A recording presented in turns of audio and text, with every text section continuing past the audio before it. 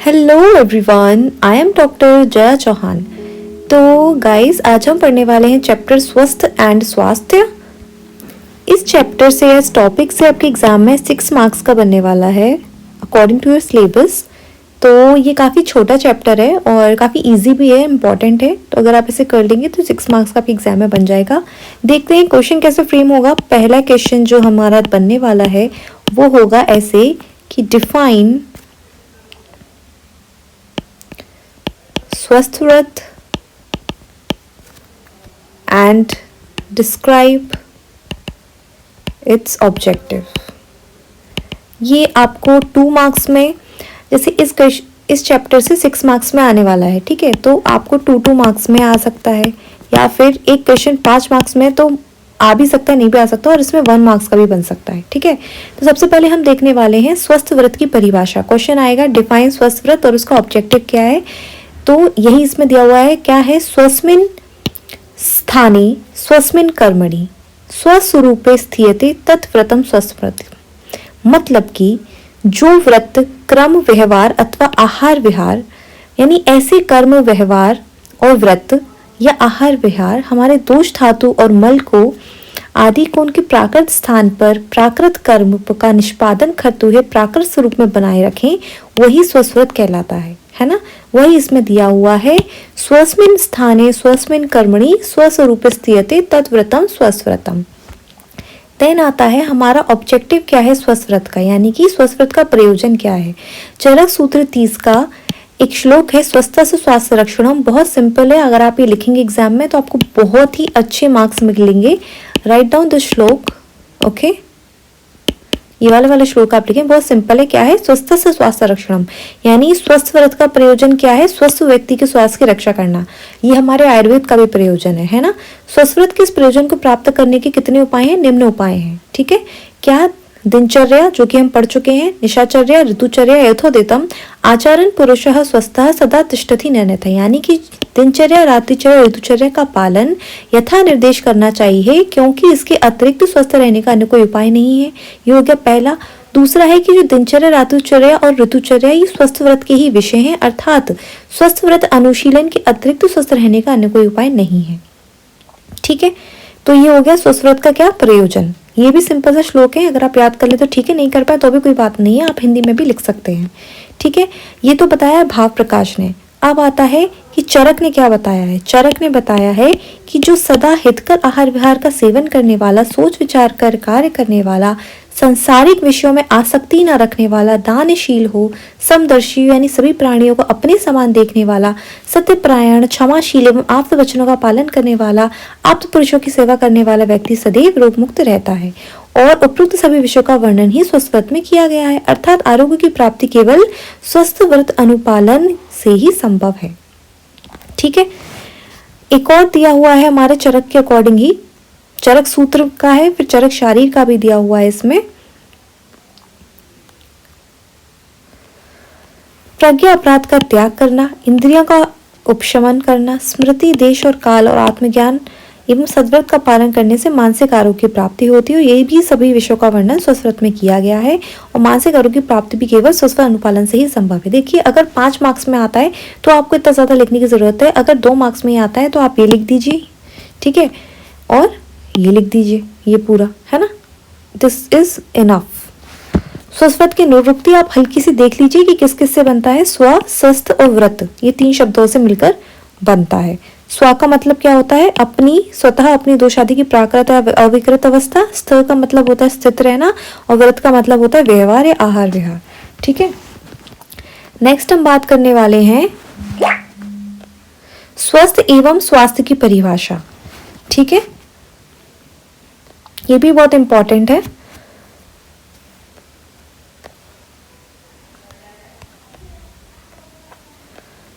जब व्यक्ति के दोष धातु मल अपने मूल स्वभाव में अथवा अविकृत अवस्था में उपस्थित रहते हैं तो ये व्यक्ति क्या कहलाता है, स्वस्थ कहलाता है। और इस स्वस्थ का भाव क्या है, स्वास्थ्य कहलाता है, ठीक है। स्वस्थ का भाव क्या है, स्वास्थ्य है। और जब दोष धातु मल अपने मूल स्वभाव में रहते हैं, अविकृत अवस्था में रहते हैं, तो क्या होता है, स्वस्थ अलग है और स्वास्थ्य अलग है, ठीक है। स्वस्थ इज डिफरेंट एंड स्वास्थ्य इज डिफरेंट। अब आता है हमारा क्वेश्चन बनेगा, सेकंड क्वेश्चन हमारे एग्जाम में बनेगा, कैसे बन सकता है, डिस्क्राइब एंड कंपेयर। क्या क्या कंपेयर, स्वस्थ लक्षण, आरोग्य के लक्षण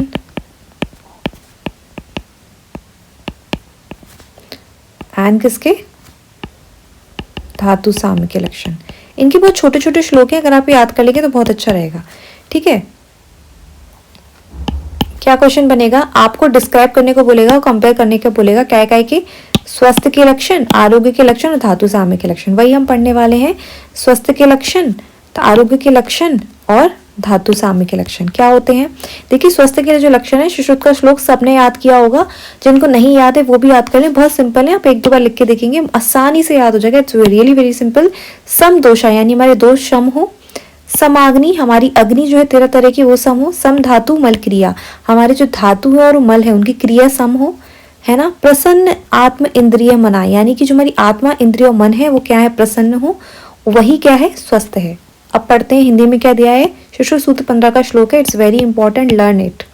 ठीक है, and write down in the exam में लिखना है ऐसे, अगर स्वस्थ के लक्षण का आता है तो।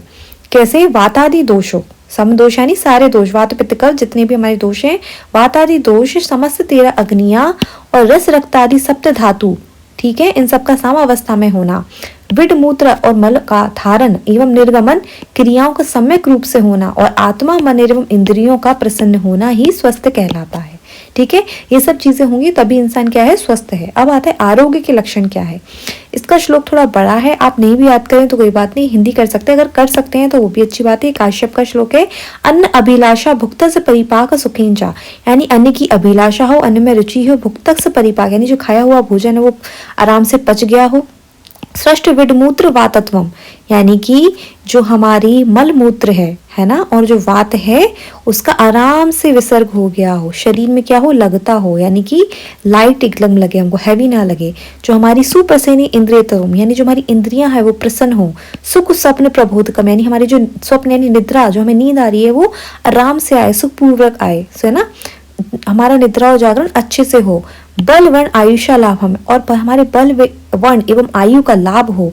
सौम नस्य समाग्निता यानी कि जो हमारे मन की प्रसन्नता हो और अग्नियों की क्या हो, समाग्नि यानी हमारी अग्नियों की सामावस्था हो। विद्या ता आरोग्य लिंगानी विपरीत विपर्यम, ठीक है, तो ये सब, इन सब की सामावस्था क्या है, आरोग्य के लक्षण है। ठीक है, आरोग्य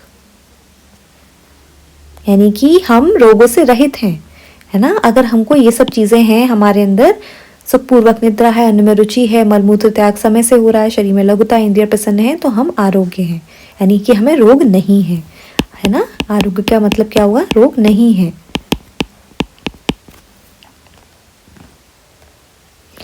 देन आता है धातु साम्य के लक्षण क्या होते हैं। इसका श्लोक काफी सिंपल है, इसे आप याद कर सकते हैं और एग्जाम में आप इसे लिखे भी बहुत अच्छे मार्क्स पे लेंगे। चरक सूत्र किसका श्लोक है, सम मास प्रमाणस्तु सम सहनो नरा, यानी मास जो आदि धातु है उनका सम प्रमाण में होना, शरीर का संहनन का सम होना, इंद्रियों का दृढ़ होना, दृढ़ेन्द्रियों विकारा नाम ना बलीन अभिभूते यानी विकारों के बल से अभिभूत ना होना, क्षुत पिपासा आतप से यानी भूख प्यास, आतप यानी गर्मी, शीत यानी ठंड, व्यायाम इन सबको सहन करने की सामर्थ्य होना, समपक्ता समजरा हमारी पाचन आदि क्रियाओं का अच्छे से होना, समजरा यानी वृद्धावस्था का उचित समय पर आना, ये नहीं समय से पहले आ गया जैसे आजकल लोगों को आ रहा है।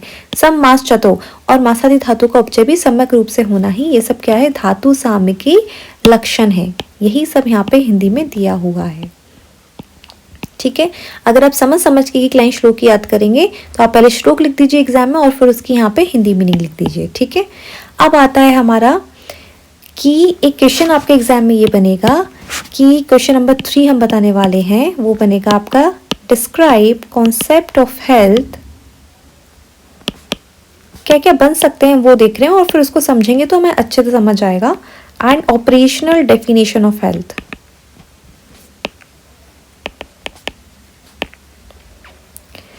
अब आता है हेल्थ का कॉन्सेप्ट क्या है। अभी तो हमने आयुर्वेद के अकॉर्डिंग पढ़ा, अब हम मॉडर्न के अकॉर्डिंग पढ़ेंगे कि कॉन्सेप्ट क्या है हेल्थ का और ऑपरेशनल डेफिनेशन क्या है हेल्थ की। ठीक है, the oldest definition of health, जो सबसे पुरानी डेफिनेशन हेल्थ की वो है एब्सेंस ऑफ डिसीज, यानी कि डिसीज का एब्सेंस होना, डिसीज ना होना ही क्या है, हेल्थ है। कुछ कल्चर्स में ये बोला गया है कि health and harmony are consider equivalent and harmony, health and harmony जो है उनको इक्विवेलेंट माना गया है, यानी बराबर माना गया है। और हार्मोनी का मतलब है कि हमको पीस हो, यानी कि शांति मिले सेल्फ के साथ, कम्युनिटी के साथ, गॉड एंड कॉस्मोस के साथ। ठीक है, नेक्स्ट आता है the ancient Indian and Greek share this concept and attributed disease to disturbances in bodily equilibrium, what they call human सदोषास। एंशियंट इंडियन और ग्रीक में क्या दिया हुआ है, जो हमारे आयुर्वेदा का कॉन्सेप्ट है वही बताया गया है कि हमारे बॉडी के इक्विलिब्रियम में डिस्टर्बेंसेस हो जाना ही क्या है, ह्यूमर्स और दोष बोला गया है। यानी कि जो हमारे दोष डिस्टर्बेंस हो जाते हैं तो हमारी क्या होती है, हेल्थ गड़बड़ हो जाती है। जो मैंने भी आपको स्वस्थ के लक्षण में बताया था कि सम दोष है, समाग्नि है, सम धातु मल क्रिया है, प्रसन्न आत्म इंद्रिय मना है, तो वो स्वस्थ है। ठीक है, इन 1977 the 30th world health assembly decided, जो मेन सोशल टारगेट है गवर्नमेंट्स एंड WHO का इन द कमिंग डिकेड्स, वो क्या होना चाहिए, it should be the attainment by all citizens of the world by the year 2000 of a level of health that will permit them to lead a socially, economically productive life for brevity, called the health for all. तो 1977 में 30th world assembly ने ये decide हुआ था कि जो main goal है या टारगेट है गवर्नमेंट का, WHO का, आने वाले सालों में वो ये होगा, आने वाले दशकों में ये होगा कि जो हमारे जितने भी सिटीजन्स हैं हमारे वर्ल्ड में बाय द ईयर 2000 वो क्या एक लेवल ऑफ हेल्थ अचीव करें जो कि सोशली, इकोनॉमिकली प्रोडक्टिव लाइफ दे उनको, है ना। अब आता है कॉन्सेप्ट्स जो है हेल्थ के, उनका चेंजिंग कॉन्सेप्ट क्या है ना। हमारे हेल्थ के कॉन्सेप्ट बदलते जा रहे हैं। तो पहला आता है इसमें बायोमेडिकल कॉन्सेप्ट। बायोमेडिकल कॉन्सेप्ट क्या ऊपर होता है कि अगर एक पर्सन डिसीज से फ्री है तो उसको हम कह देते हैं कि वो हेल्दी है। इस कॉन्सेप्ट को हम कहते हैं बायोमेडिकल कॉन्सेप्ट। डेवलपमेंट्स जो हुए हैं मेडिकल एंड सोशल साइंसेस में, वो हमको ये कंक्लूजन पे ले जाते हैं कि बायोमेडिकल कॉन्सेप्ट जो है हेल्थ को समझाने के लिए वो इनएडिक्वेट है, यानी वो पर्याप्त नहीं है, क्योंकि इट वॉज मिनिमाइज करता है हमारा रोल जो है एनवायरमेंटल, सोशल एंड साइकोलॉजिकल में, और कल्चरल डिटर्मिनेंट्स जो है हेल्थ के वो इसमें इंक्लूड नहीं होते हैं। ये रोल को मिनिमाइज कर देता है, ये सिर्फ फिजिकल हेल्थ देख रहा है। देन आता है इकोलॉजिकल कॉन्सेप्ट। इकोलॉजिकल कॉन्सेप्ट में ये है कि जो इकोलॉजिस्ट हैं उन्होंने फॉरवर्ड किया है एक अट्रैक्टिव हाइपोथेसिस, जिसने व्यू किया है हेल्थ को एज अ डायनेमिक इक्विलिब्रियम है ये बिटवीन मैन एंड इस एनवायरमेंट, यानी एक इक्विलिब्रियम मेंटेन हो मैन और उसके एनवायरमेंट में, and disease as a maladjustment of the human organism to environment. और डिसीज क्या है, ह्यूमन का एक मेल एडजस्टमेंट है एनवायरमेंट के कंपेयर में। हेल्थ इंप्लाई करता है that the relative absence of pain and discomfort. Health का मतलब क्या होता है कि अगर हमको रिलेटिव एब्सेंस, यानी अगर हमको पेन एंड डिस्कम्फर्ट नहीं है and a continuous adaptation adjustment है हमारे एनवायरमेंट से, तो और हम अगर उसके अकॉर्डिंग हम ऑप्टिमल फंक्शन कर रहे हैं, लाइक अभी जितनी ज़्यादा ठंड हो रही है तो उस एनवायरमेंट के अकॉर्डिंग अगर हमने खुद को अडॉप्ट कर लिया, एडजस्ट कर लिया है, हमें कोई पेन एंड डिस्कम्फर्ट नहीं है, तो ये इकोलॉजिकल कंसेप्ट है, यानी हमारी हेल्थ सही है। और इकोलॉजिकल कंसेप्ट बेस करता है 2 इश्यूज। इसमें आता है, इसमें 2 चीज़ें आती हैं हमारी, एक आती इम्परफेक्ट मैन, एक आता है इम्परफेक्ट एनवायरनमेंट। ओके, नेक्स्ट आता है हमारा साइको सोशल कॉन्सेप्ट। इसमें ये आता है कि हेल्थ सिर्फ बायोमेडिकल फिनोमिनन नहीं है, बल्कि ये इन्फ्लुएंस होता है social, physiological, psychological, cultural, economic and political factors पर, जो कि पीपल कंसर्न करते हैं। और इसलिए हेल्थ जो है वो बोथ है, बायोलॉजिकल और सोशल फिनोमिनन दोनों है। नेक्स्ट आता है होलिस्टिक कॉन्सेप्ट। चौथा कॉन्सेप्ट होलिस्टिक है। ठीक है, तो हमने देखा कौन कौन से कॉन्सेप्ट हैं, biological, biomedical, ecological, psycho social and holistic. Holistic model में एक्सेप्ट करते हैं सारे कॉन्सेप्ट, जो ऊपर सारे थे वो सारे के सारे आते हैं किसमें, होलिस्टिक में। ये क्या करता है, रिकॉग्नाइज करता है strength, social, economic, political and environmental influence की हमारे हेल्थ पर, इन सब का क्या प्रभाव पड़ता है, ये भी इसमें आता है। This view corresponds to the view held by the ancient that health implies a sound mind in a sound body, in a sound family, in a sound environment. ये व्यू हमको ये बताता है कि हमारे शांत मन में ही, है ना, कहते हैं ना healthy body in a healthy mind, है ना, healthy a sound mind in a sound body, यानी कि शांत मन में ही शांत शरीर का वास होता है ना। अ sound mind in a sound body. In a sound family, in a sound environment. इसका मतलब ये है कि हेल्थ का मतलब ये है कि आपका माइंड जो है वो साउंड हो, ठीक है, एक साउंड बॉडी में साउंड माइंड हो, साउंड फैमिली हो एंड साउंड एनवायरनमेंट हो, यानी सारी चीज़ें इसमें आए, माइंड, हमारा mind, body, family and environment. इन्होंने बोला ये चारों चीज़ें ही साउंड होना चाहिए। द होलिस्टिक अप्रोच इम्प्लाई करता है कि जितने भी सेक्टर्स हैं हमारे सोसाइटी के, उनका फ़र्क पड़ता है हमारी हेल्थ पर, इन particular agriculture, animal husbandry, food industry, education, housing, public works, communication, other sector, सारे सेक्टर्स पे हमारे जो है उन पर हेल्थ का इम्पैक्ट पड़ता है। अब आता है कि हमारे WHO को अकॉर्डिंग क्या डेफिनेशन है हेल्थ की, और जो एग्जाम में क्वेश्चन जो पूछा जाता है वो आता है what is the operational definition of health.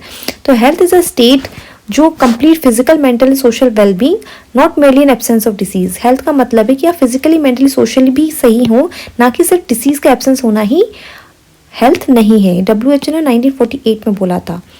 WHO definition of health is not an operational definition नहीं है, इसमें डेफिनेशन में कॉन्सेप्ट ऑफ हेल्थ को व्यू किया गया है दो ऑर्डर्स में। इन अ ब्रॉड सेंस अगर हम बात करें, a condition of the quality of the human organism expressing the adequate functioning of the organism in given conditions, genetic और environmental in narrow sense। Broad sense में उन्होंने ये बोला है कि ऐसी कंडीशन और क्वालिटी ह्यूमन ऑर्गेनिज्म की जिसमें वो एक्सप्रेस कर रहा है अपने फंक्शन, ठीक है, किसी भी गिवन कंडीशन में, जो कि जेनेटिक हो सकती है, एनवायरमेंटल हो सकती है, ठीक है। There is no evidence of disease, कोई भी ऑब्वियस एविडेंस नहीं है डिसीज का जिसमें पर्सन फंक्शनिंग करे नॉर्मली, कंफर्म करे कि नॉर्मल लिमिट्स जो हैं, वेरिएशन जो आते हैं हमारे स्टैंडर्ड्स ऑफ हेल्थ क्राइटेरिया में, लाइक किसी की एज, किसी की सेक्स, किसी की कम्युनिटी एंड जोग्राफी रीजन, यानी इन सब के अकॉर्डिंग हेल्थ जो है वो डिफर करती रहती है। The several organs of the body, जो हमारे ऑर्गन है हमारी बॉडी के कई सारे, वो फंक्शन करते हैं एडिक्वेटली एक दूसरे के साथ, जो इम्प्लाई करते हैं एक इक्विलिब्रियम या फिर होम्योस्टेटिस कंडीशन जिसे हम कहते हैं, जो कि रिलेटिवली स्टेबल होती है, बट ये वेरी कर सकती है अलग अलग ह्यूमन बींग्स के अकॉर्डिंग, जो कि वो अडेप्ट करते हैं इंटरनल एक्सटर्नल स्टिमुलाई के लिए। आपने नोटिस किया होगा कि कई सारे लोग होते हैं एक ही एनवायरनमेंट में रहते हैं, लेकिन कई लोगों को विंटर से कई ज़्यादा एलर्जी होती है, उनको जल्दी कोल्ड एंड कफ होता है। तो यानी जो इंटरनल एक्सटर्नल स्टिमुलाई है उसके लिए ह्यूमन बींग्स कैसे अडेप्ट कर रहा है, वो सबकी अलग अलग कंडीशन होती है ना। Now the new philosophy of health, it may be stated as below. Health एक फंडामेंटल ह्यूमन राइट है, ये एसेंस ऑफ प्रोडक्टिव लाइफ है। ये क्या है? प्रोडक्टिव लाइफ का एसेंस है, ना कि ये रिजल्ट है एवर इंक्रीजिंग एक्सपेंडिचर का और मेडिकल केयर। ओके, ये एक इंटरसेक्टोरल है, ये हमारे डेवलपमेंट का इंटीग्रल पार्ट है। क्यों? क्योंकि हमारा डेवलपमेंट नहीं होगा अगर हमारी हेल्थ सही नहीं है। तो ये सेंट्रल है to the concept of quality of life. Life की क्वालिटी कब अच्छी होगी? जब हमारी हेल्थ अच्छी होगी। हेल्थ में इन्वॉल्व होते हैं individual, state and international responsibility. तो हेल्थ सबकी रिस्पॉन्सिबिलिटी है, इंडिविजुअल, स्टेट, इंटरनेशनल की, क्योंकि जब हेल्थ सब सही रहेगी तभी हमारा देश सही रहेगा। हेल्थ एंड इट्स मेंटेनेंस जो है वो मेजर सोशल इन्वेस्टमेंट है, और हेल्थ क्या है? एक वर्ल्ड वाइड सोशल गोल है।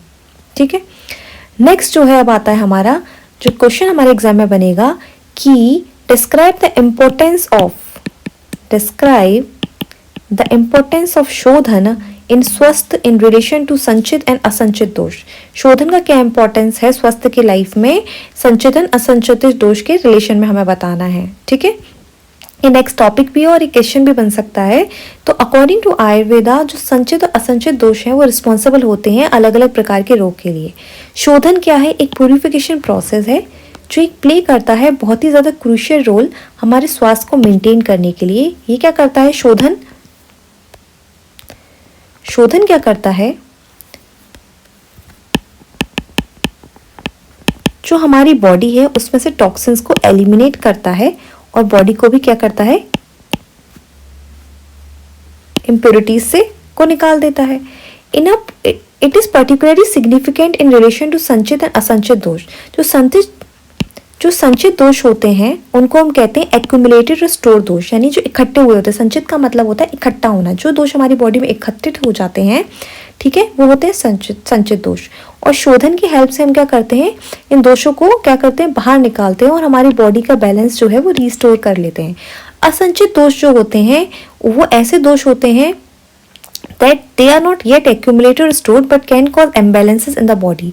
ठीक है, असंचित दोष क्या होते हैं? यानी जो बॉडी में इकट्ठे नहीं होते लेकिन ये क्या करते हैं, बॉडी में इम्बैलेंस क्रिएट करते हैं। और शोधन क्या है, प्ले करता है वेरी इंपॉर्टेंट रोल इन सबको निकाल के बिफोर द एक्यूमुलेट, इससे पहले वो इकट्ठे हों और डिसीज कॉज करें। बाय परफॉर्मिंग शोधन one can achieve a state of स्वास्थ्य। शोधन से हम क्या कर सकते हैं, स्वस्थ की स्टेट अचीव कर सकते हैं, बॉडी को प्यूरिफाई करके और हमारे दोषों को बैलेंस करके। ये एक इंटीग्रल पार्ट है आयुर्वेदिक प्रैक्टिस का, and it is recommended for those individuals जो कि मेंटेन करना चाहते हैं good health. Okay, now next question इसमें बनेगा कि क्लासिफाई स्वस्थ पुरुष एज संचित दोष एंड असंचित दोष। स्वस्थ पुरुष और हेल्दी इंडिविजुअल को हमने क्लासिफाइड किया है दो कैटेगरीज में, एक आता है संचित दोष और दूसरा आता है असंचित दोष। संचित मैंने क्या पता है, जो इकट्ठे होते हैं, और संचित जो इकट्ठे नहीं होते हैं। वहीं यहाँ पे दिया है sanchit refers to the accumulator store dosh in the body. ये रिप्रेजेंट करते हैं इम्बैलेंसेस जो कि एक्यूमुलेट हुए बहुत लंबे समय तक, है ना, बहुत लंबे समय से इकट्ठे होते हैं कई सारे फैक्टर्स की वजह से, लाइक लाइफस्टाइल हमारी खराब हो, diet, environment and genetics. These imbalances को हम मैनिफेस्ट कर सकते हैं as various diseases, health issues आते हैं इनसे। जब भी हमारी बॉडी में दोष इकट्ठे होंगे तो क्या होगा, वो नॉर्मल नहीं है दोष, है ना, नॉर्मल नहीं है तो क्या होगा, रोग क्रिएट करेंगे हमारी बॉडी में।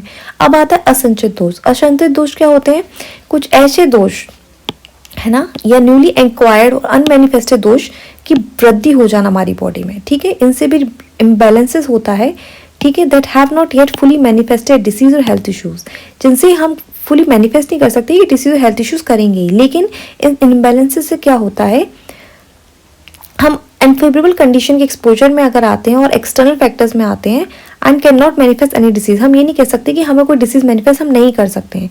तो अगर हम क्लासिफिकेशन करें स्वस्थ पुरुष का इंटू संचित दोष एंड असंचित दोष इज इंपॉर्टेंट आयुर्वेदा, क्योंकि हेल्प करता है आइडेंटिफाई, एड्रेस करने के लिए इम्बैलेंस इन द बॉडी।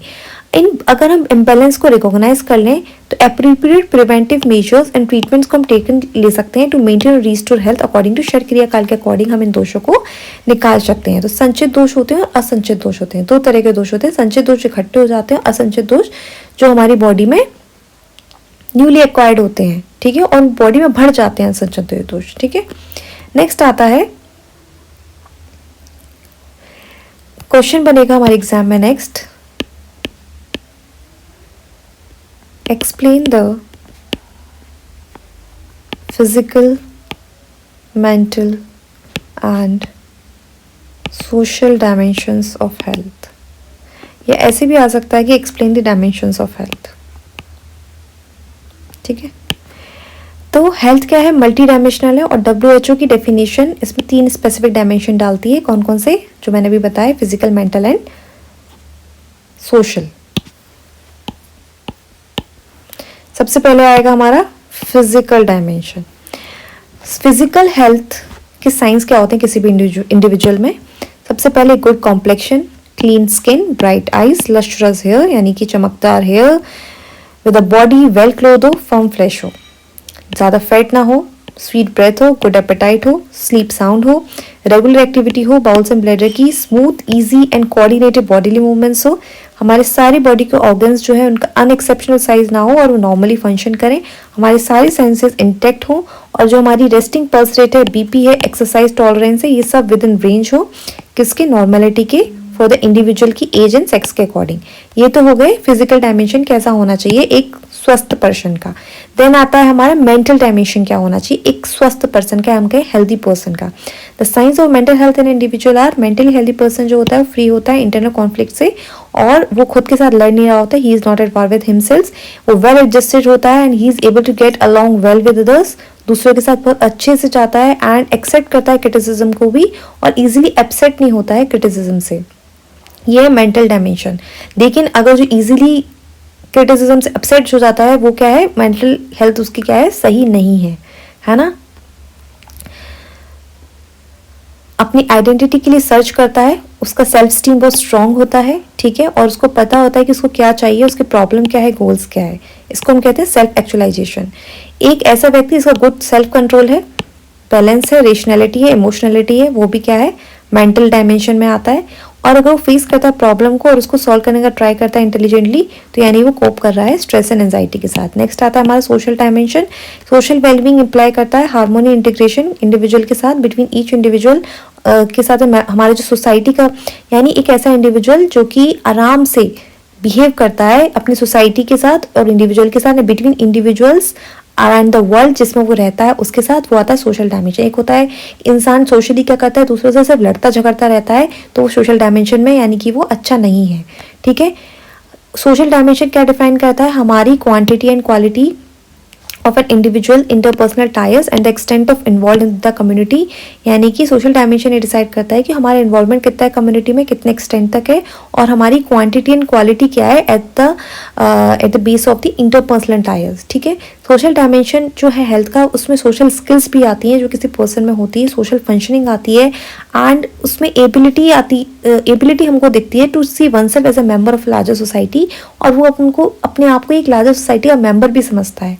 ठीक है, इन जनरल में अगर मैं social self takes into account that every individual is part of the family, तो अगर सोशल हेल्थ को हम लें तो इसका मतलब ये है कि हर इंडिविजुअल क्या है, एक फैमिली का पार्ट है। ठीक है, और देखा जाए तो एक वाइडर कम्युनिटी का पार्ट है, एंड फोकस कर रहा है किस पे, सोशल एंड इकोनॉमिक कंडीशंस पर, एंड एक होल पर्सन की वेलबींग पर। ठीक है, social health is rooted in positive material environment and focus करता है फाइनेंशियल एंड रेजिडेंशियल मैटर्स पर, पॉजिटिव ह्यूमन एनवायरनमेंट जो कि कंसर्न है किससे, social network of the individual से।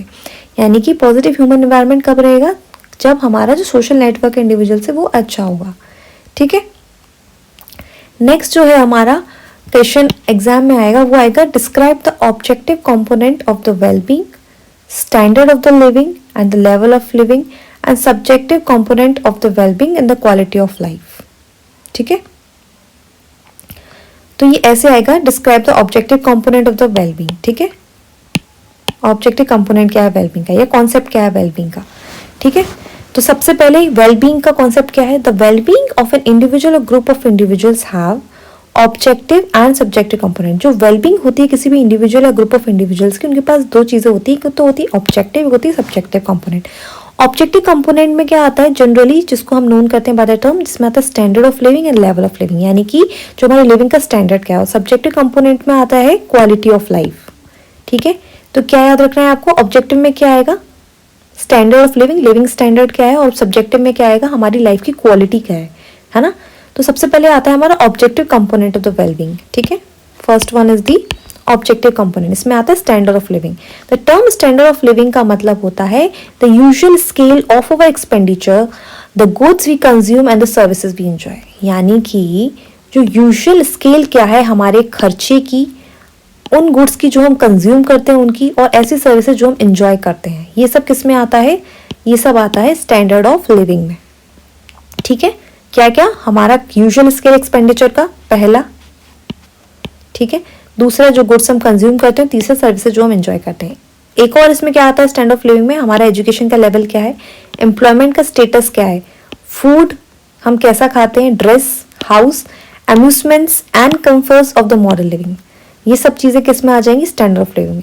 WHO के अकॉर्डिंग उन्होंने बोला है कि the income and occupation, standards of housing, sanitation, nutrition, the level of provision of health, educational, recreational and other services may all be used individually, ये सब individually भी use किए जा सकती हैं एज मेजर्स ऑफ, ये सब जो हम यूज करते हैं इसको हम मेजर कर सकते हैं एज सोशियो इकोनॉमिक स्टेटस के लिए, एंड कलेक्टिवली हम इसको एज ए यूज कर सकते हैं index of standard of living.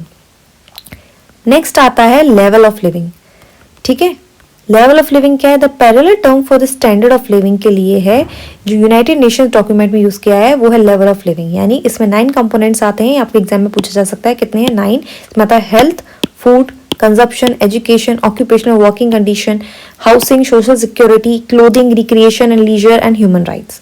These objective characteristics are believe to, ये सारे जो ऑब्जेक्टिव कैरेक्टरिस्टिक्स हैं ये क्या करते हैं, ह्यूमन वेलबींग को इन्फ्लुएंस करते हैं, और it is considered that health जो है वो मोस्ट इंपॉर्टेंट कंपोनेंट है लेवल ऑफ लिविंग का, बिकॉज इसकी इम्पेयरमेंट होने से always means impairment of the level of living. यानी कि अगर हमारी हेल्थ में कोई दिक्कत आती है, इसका मतलब है हमारे लेवल ऑफ लिविंग में इम्पेयरमेंट आ गया है। तो ऑब्जेक्टिव में क्या आता है, standard of living, level of living. अब हम आते हैं सब्जेक्टिव में। सब्जेक्टिव में सबसे पहले आता है क्वालिटी ऑफ लाइफ, लाइफ की क्वालिटी क्या है।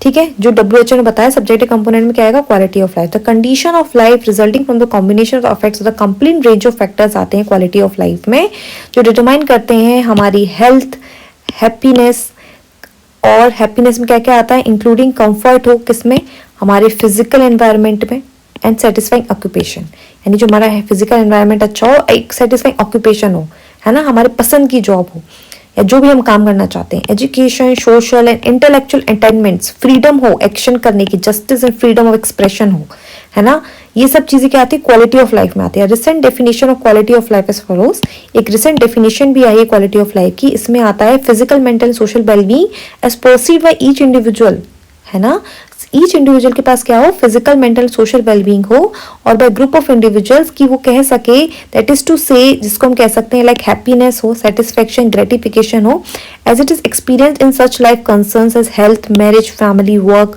फाइनेंशियल सिचुएशन, एजुकेशनल अपॉर्चुनिटीज हो, self esteem, creativity, belongingness and trust in others, ये सब क्या आता है, क्वालिटी ऑफ लाइफ में आता है।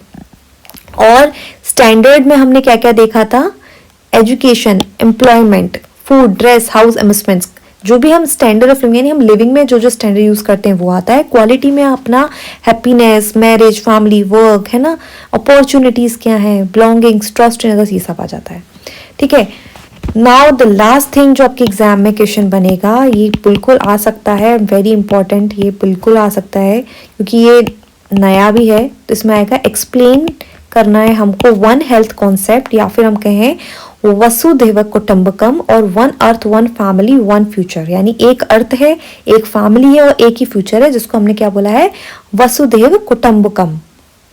ये थीम थी किसकी, it was a theme of India's G20 presidency. ये G20 प्रेसिडेंसी जो थी हमारी इंडिया की, उसकी थीम थी क्या, वसुधैव कुटुंबकम। दिसंबर 2022 में हुआ था, मोस्ट ऑफ द पीपल को पता ही होगा। India's G20 presidency will work, ये वर्क करेगा to promote universal sense of oneness, यानी ये प्रमोट करेगा universal sense of oneness. Hence जो हमारी थीम थी, one earth, one family, one future, यानी एक ही अर्थ है, एक ही फैमिली, एक ही फ्यूचर है, पीएम नरेंद्र मोदी ने बोला था।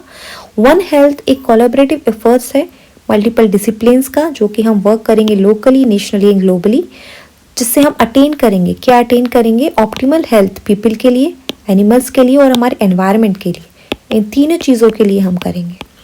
One health model facilities interdisciplinary approach होगी यहाँ पे डिसीज को कंट्रोल करने के लिए, ओके, और जो SOS to control emerging and existing zoonotic threats हैं, जो इमर्जिंग यानी जो होने आगे जो और इमर्ज होंगी हमारी होने वाली जो कई सारे जो हमारी थ्रेट्स आएंगे कोविड-19 की तरह, तो उनको भी हम कंट्रोल करेंगे। This concept is a profound and inclusive philosophy जो एम्फेसाइज करेगा यूनिटी को and interconnectedness of the all living beings on our planet, और इंटरकनेक्ट करेगा हमारे प्लैनेट के सारे लिविंग बींग्स को। ठीक है, दूसरी चीज उन्होंने बोली, we are all part of one global family, हम सब किसका पार्ट है, एक पूरी ग्लोबल फैमिली का पार्ट है, रिगार्डलेस हम किसी भी नेशनलिटी, इथनिसिटी, रिलीजन और किसी भी डिफरेंसेस के हैं। ये एनकरेज करेगा हमको कि हम रिकॉग्नाइज करें, रिस्पेक्ट करें हमारी इनहेरेंट डिग्निटी एंड वर्थ करें, हम सारे इंडिविजुअल की वर्थ करें एंड साथ में वर्क करें सबके वेलबींग के लिए। It is drive from the ancient Indian scripture से ड्राइव किया गया है एंड हैज बीन एम्ब्रेस्ड किया गया है many cultures around the world. वसुधैव कुटुंबकम, वसुधता का अर्थ होता है अर्थ, ठीक है, एंड कुटुंबकम का मतलब होता है फैमिली। एक संस्कृत फ्रेज है that means the whole world is one single family. ठीक है, वेरी इंपॉर्टेंट, आप ये लाइन एग्जाम में जरूर लिखें कि whole world is a single family. वसुधैव कुटुंबकम को हम डिस्क्राइब कर सकते हैं as the entire world is truly, जो हमारा एंटायर वर्ल्ड है वो क्या है, truly is just one family. क्या है, पूरा वर्ल्ड एक फैमिली है।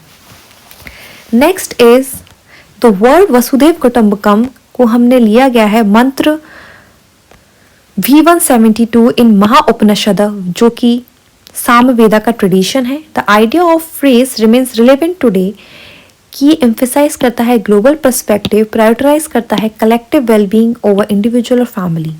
ये इनकरेज करता है कि हम वेलफेयर सोचें दूसरों के लिए, fostering global solidarity and responsibility, specially हम एड्रेस करें crucial issues like climate change, sustainable development, peace and tolerance of differences, हम इन सब पर मिलकर काम करें। इसेंशियली द थीम अफर्म्स करता है द वैल्यू ऑफ ऑल, हमें वैल्यू करनी है सारी लाइफ्स की, like human, animal, plant and microorganism and their interconnection जो है on the planet earth and in the wider universe.